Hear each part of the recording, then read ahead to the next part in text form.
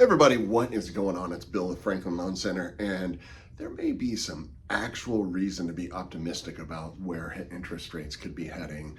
And look, nobody really knows, but I mean, we saw a little bit of improvement this morning, and what's it all about, right? And so we've talked about it a million times, like what's it going to take for interest rates to actually move, right? And there's really two parts to that, right? One is inflation being in check, and two is, generally speaking, a weakening economy, right? I mean, those are the two things that are going to be at work. I mean, yes, the Fed is in play here, but the Fed is going to make their moves based on those two things, really, right? I mean, that's kind of how it works. So this week has been, I actually waited to do my update until today because I wanted to see, like, we got reads on both of those things today, and the first one came on Tuesday with the jobs numbers, and it was delayed because of the government shutdown. But the jobs numbers came out, and actually they gave 2 months. They gave October and November. October was down over 100,000 jobs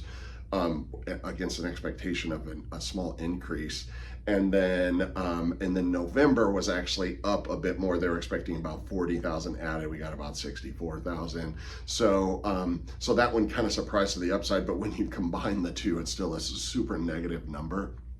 And then also, sidebar, there's this QCEW number that gets released, or data that gets released, and what it does is it looks back at a whole quarter of jobs numbers, and it makes an adjustment to what those numbers are. This is coming out tomorrow, and I mean, it sort of for years now has always been a reduction versus what the actual releases were, and we're expecting to see a reduction this time as well. So I mean, I think there's just going to be a lot of data that says that the jobs numbers aren't great, right? And I always feel weird sort of cheering against jobs for interest rates.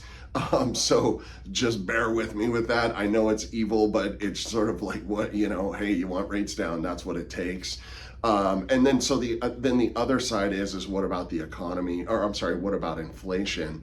And so the inflation piece this morning came out actually significantly lower than expected. We're expected to come in over 3%. It came in at 2.6%. That's a really big deal.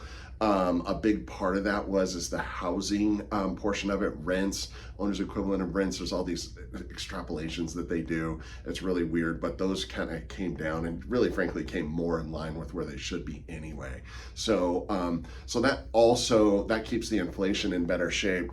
And so we want to see those things happening, and that is what's going on, right? So look, 1 month's worth of data is not the end all here, but it felt good to see that. It'll be interesting to see what we see going forward. But for now, I actually got the opportunity. I was like, all right, let's jump on locking a couple loans today because we saw a bit of improvement, and we'll take it. So look, we'll see what happens over the coming months, but if we continue to see this trend, I think that, to me, is what the only thing that's going to bring these rates down, and we'll see what happens. So that's it. I'm Bill. I'm with Franklin Loan Center, and I'll see y'all next week.